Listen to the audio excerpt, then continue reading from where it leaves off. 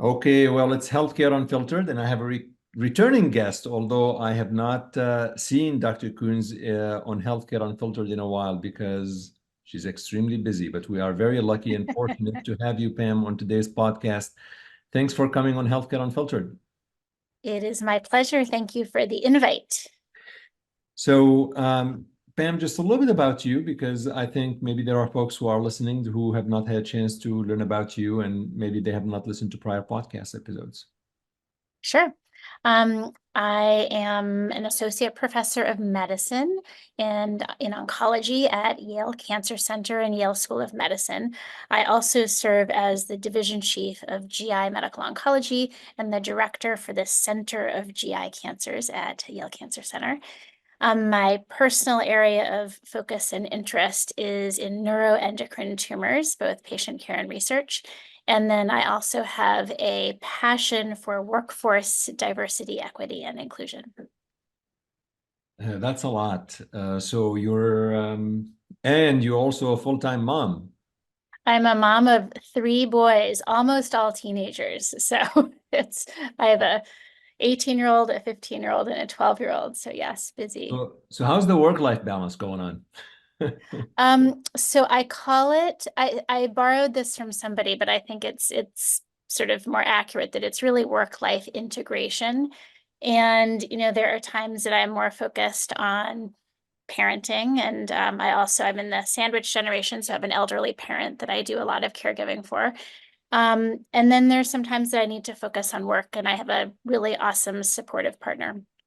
Yeah, that's wonderful. And really, I love the idea of integration because it's just very difficult to sometimes separate. But we tend to spend a lot of time at work at the hospital. So I've invited you to talk a little bit about some new adventure that you are leading, because the first thing that came to mind when I read about this, Pam, is like, is she not busy enough? Like, honestly, this is like the first thing. But congratulations, you're the new editor-in-chief of a new journal. That's right. So tell us about this journal first, and then I'm going to go through a little bit more of what editor-in-chief means and things like that. But tell us about the journal. Okay. So this is part of the Journal of Clinical Oncology family of journals. So it's called JCO Oncology Advances. And it's a little bit of a play on words. So Oncology Advances OA, meaning open access. And that's really, I would say, one of the primary missions, and we can get into that a little bit.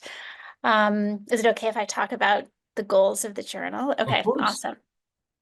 So as some of your listeners may know, there has really been a trend in scientific publishing of really trying to encourage open access publishing. And this is really a way where readers can get more easy access to scientific articles. However, the authors bear the cost of the article processing fees.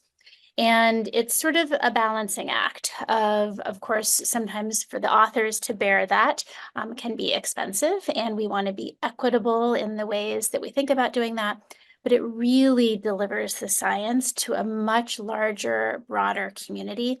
And in that way is also really, I think, enhancing equity and delivery of science. So open access is one. We are really hoping that this journal serves as the premier oncology open access journal. Many large media outlets and other large scientific publishing groups. So for example, JAMA has a JAMA Network Open that maybe people may have heard of. And so we're really hoping to be that home for oncology.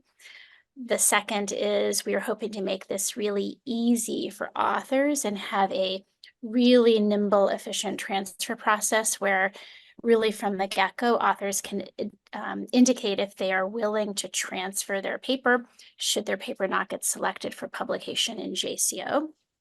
I think what we have recognized, we sort of the leadership and other editors at JCO, Jonathan Friedberg, who's the editor-in-chief of JCO, is that we just can't keep all of the amazing science in the JCO family. And so this is another opportunity for us to really try to keep some of the high impact science in that family of journals. So those are two things. And then I think one thing that really spoke to me, and I think, Chadi, you and I have talked some about my interests in workforce diversity, equity, and inclusion. And I think I really try to look through that lens in everything I do. And this idea of open access, I think we have an obligation to be very thoughtful and make our content accessible to a broader audience because it is in fact open access. So meaning, this needs to be relevant to a global community. It needs to be relevant to patients and patient advocates because there won't be these paywalls. So really everyone will have access to these articles. And so it's been an interesting way to think about, well, gosh, if we have that duty, then everything that we do for this journal needs to be through that lens. So our associate editors and our editorial board need to be diverse and reflective of the community and the audience that we're going to serve. And so does the scientific content. I think that the open access for sure allows more people, including patients and patient advocates, to actually access the articles. You alluded to this a little bit earlier. The barrier is usually the cost. And I don't know if the cost is already public or not, but in my prior experiences in some of the open access journals, they range honestly from sometimes $1,500 per article to even $3,000 and $4,000 per article. And higher in some cases. And higher. So it's, I mean, clearly from an equity standpoint, not everybody can afford that much money. That's right. How do you balance the vision of you want to have the access from an equity lens at the same time there's really a financial component to this? Yeah, no, that's a really, really good question and one that we've thought about. So I think we're trying to be sort of thoughtful about that and competitive in the market of article processing fees. We also plan to give reduced rates to authors from low middle income countries, to be thoughtful about our trainees submitting articles. And really this is, at the beginning and an evolution and something that we'll reevaluate. But I think we 100% are really trying to look at that. So the scope of the articles that the journal will be interested in, Yes. obviously oncology, but is there a difference between the scope of the articles that you want for oncology advances versus, let's say, JCO? So I think in the beginning, we will primarily focus on earlier phase clinical trials. I think that those may not quite be at the level of being a large randomized trial that JCO may be thinking about taking. But I think there's really interesting science in some of the earlier phase 1 or even phase 2 studies that may not quite be at the level that JCO would accept, that we would absolutely think about publishing in JCO Oncology Advances. So the earlier phase trials, I think that we will broadly be thinking about most of the same article types as ones that could potentially transfer from JCO to JCO Oncology Advances. I'll remind your audience also that there are other very specific journals in the JCO family, like global oncology, oncology practice, clinical cancer informatics, and others. And so those have very specific niches that we will not really have overlap for. So it's meant to be, I would say, initially a partner with JCO. So Dr. Friedberg and I will be working very closely to be thinking about how we navigate that transfer process. In addition, though, authors will be able to submit directly to us. And I think what I'm learning in starting a new journal is that, and I'll remind our readers or listeners that we will not have an impact factor to begin with. And I think that, we will need to really educate authors on the value of the JCO family and the brand. And it takes a couple of years to generate an impact factor as a result of citations. And so that's something that we will, I think, need to acknowledge as we grow this and talk about it. But hopefully the JCO brand will be, an attraction in and of itself.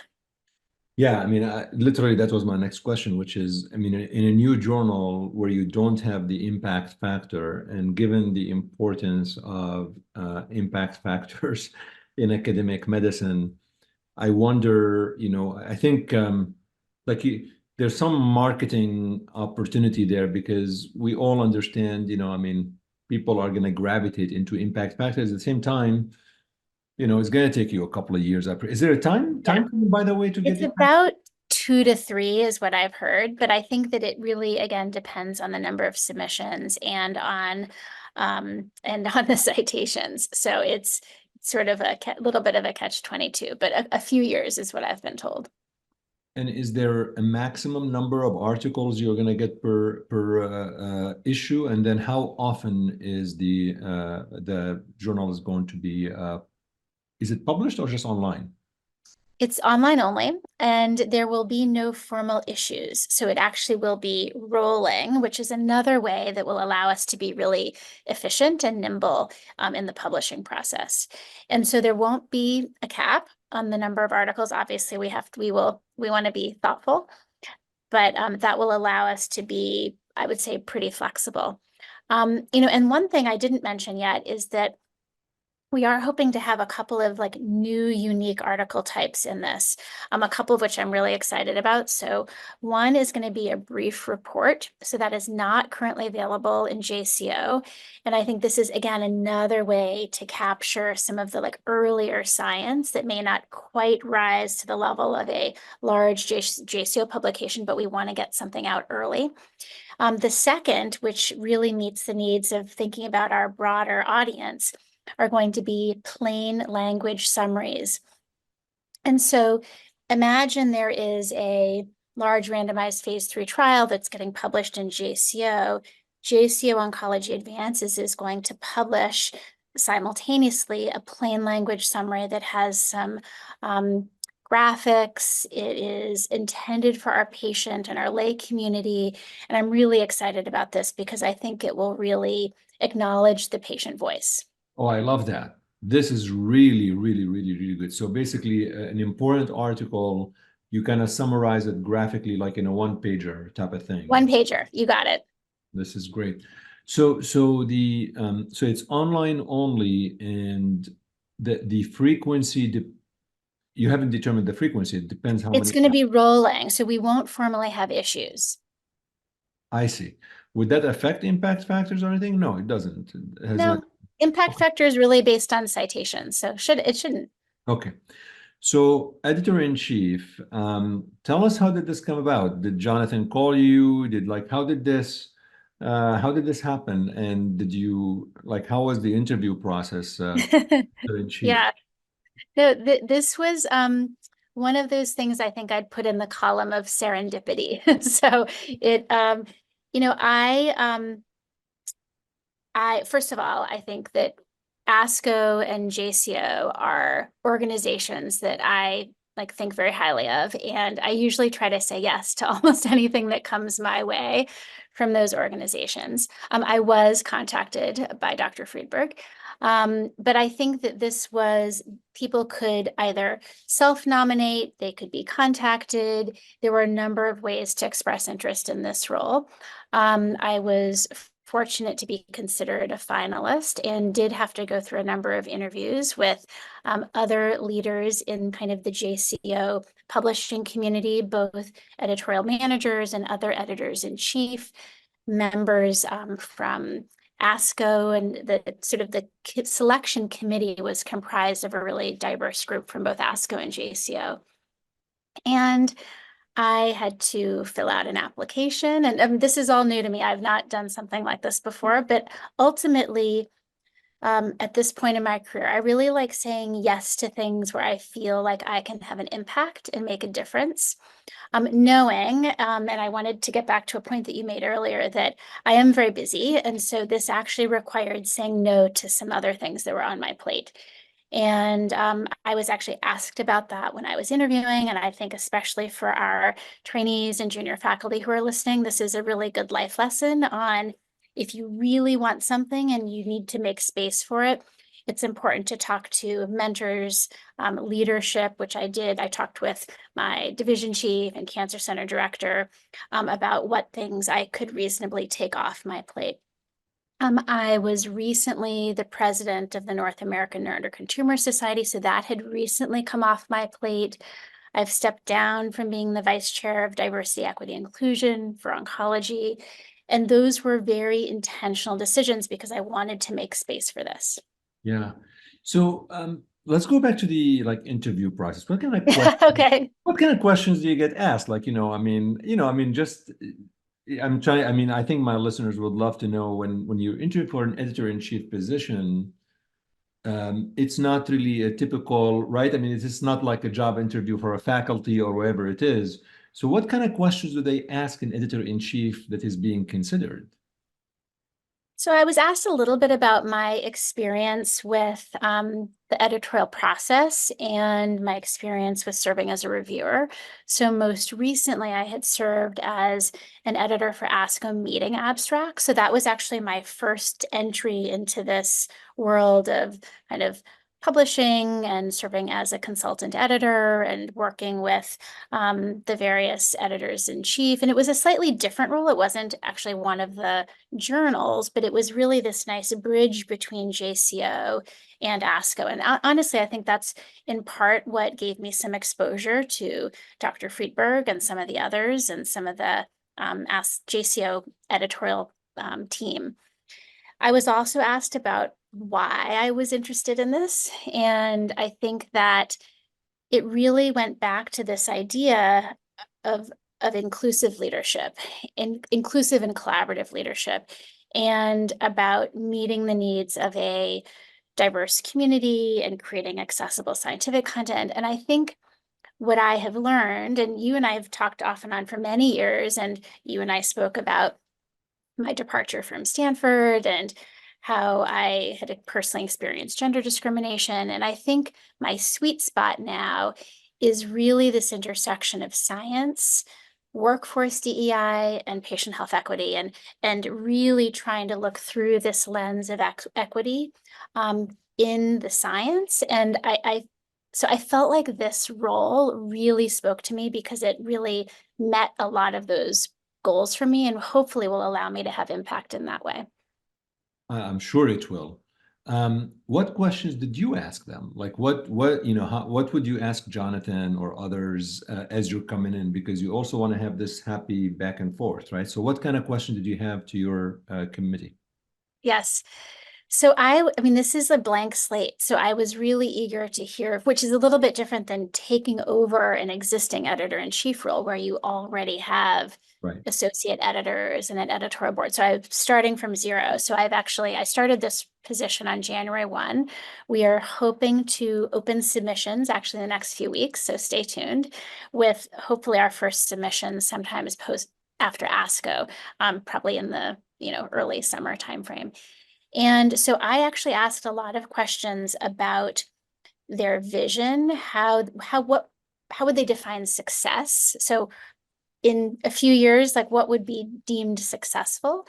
I think they are really hoping that this is truly defined as a high impact oncology journal and really like the premier high impact oncology open access journal. So high bar, like big expectations. And I think that then I went around and I met, after the interview process, I then went around and met with all of the editors in chief of the other JCO journals, really as a way to hear from them, both like tips and tricks of the trade, talk with them a little bit about making sure we were sort of synergistic and collaborating rather than having redundancy in topic types. So that was like a important goal of mine as the new editor-in-chief. I really wanted to be sure I was being thoughtful about content that wouldn't overlap with the other journals. And I asked them for suggestions for associate editors and editorial board members. And so it was really a great way to build some community with people that I really look up to and editors who have more experience than me. So I think, you and I were talking a little bit earlier about trying to gain new skills. And I think as we are adult learners, this is not something I've done. So I've had, again, a little bit of experience as a consultant editor for JCO, but this is a different role, and I'm willing to be vulnerable and say, I'm learning also, and try to learn some new skills along the way. I think it's exciting, despite the fact we all get nervous whenever we get a little bit right. It's a new thing. Yeah. I remember the first, I'm on the editorial board of JAMA Oncology, and I've been on the editorial board for many years. And I remember the first time I was asked to be on the editorial board, and just being nervous because I wasn't on this, and then you mature into it, so you enjoy it a lot. In how do you like from your standpoint as editor-in-chief, your next responsibility is what? Selecting your associate editors, editorial board. Like, how do you, is there like criteria? Like, how do you make these decisions even? Yeah, so I've gotten lots of advice on this, which has been helpful from the other editors-in-chief. So an associate editor phenotype generally would be somebody that has a lot of experience as a reviewer. They're typically more senior, associate or full professors. Many of them have been associate editors on other journals or have been editorial board members. And so they know the process a little bit. And again, I'm trying to be thoughtful about diversity defined in every single way. So gender, race, ethnicity, institution, country, specialty. And so JCO gets submissions that really have a huge range of content. We get a lot of submissions that are in the topic areas of heme malignancies, GI malignancies, thoracic malignancies. And so those are areas that I certainly wanted to have covered, even multiple times with both the associate editors and editorial board members. And then the editorial board members may be more junior. Maybe they've been like a top reviewer, but haven't had an opportunity to be on an editorial board. So this is an opportunity to create roles for folks that may be more junior. So if this is, I also don't think I had a lot of exposure to this as a trainee. I've certainly been a reviewer quite a bit. And until I served as a consultant editor for meeting abstracts, had not really seen the behind the scenes. And I think for those who are listening and interested in learning more and kind of getting into this space, I would recommend that you try to get and review as many manuscripts as you can, volunteer for that, and seek out opportunities through professional societies like ASCO.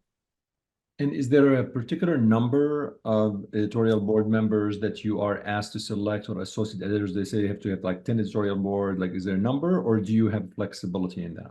There's some flexibility. Here in the beginning, I'm probably aiming for approximately 10 associate editors and approximately 20 editorial board members. And that will evolve over time. And then we also have to be thoughtful about, there are terms for these positions. And I, of course, can't have everyone rotate off all at the same time. And so when you're starting something new, we may have to be a little bit creative with the terms. But so for example, my term is a 5-year term that's renewable. And so we'll I see. was gonna say, for the editor-in-chief and associate editors, probably 5 years, because it's just gonna take time until you really establish this.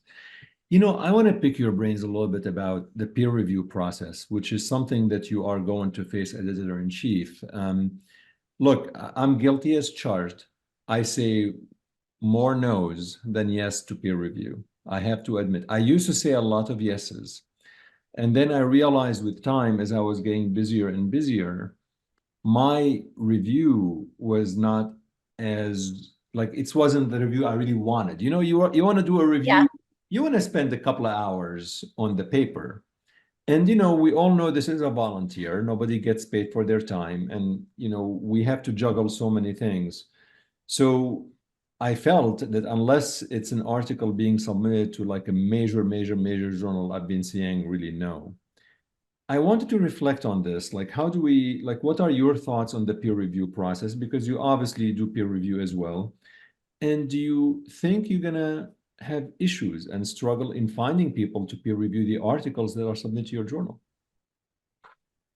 So yeah, yes and yes. I mean, I think I struggle with that same thing in terms of balancing time commitments. And I generally will say yes to review an article that's in my content area, one that I think I can really provide like thoughtful feedback on, but also can't do all of them. So I completely agree with you. I think that it's funny. I was just meeting with a junior faculty member earlier today, and in fact, one of the goals that we set together for her was to serve as a reviewer a little bit more. I think it makes our writing better. Like I know for sure when I was reviewing papers as an earlier career faculty member, and I'll admit to your audience and to you, like writing was not something that really always came easily to me.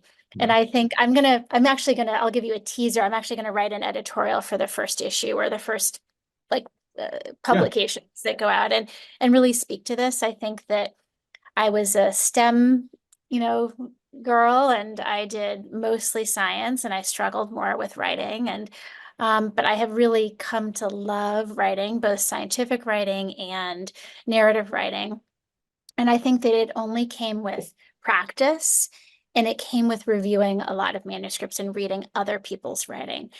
And so I think that this is a learned skill. And so I think that, again, if you are hoping to really exercise that muscle and get better at it, reviewing papers is actually a great way to do that.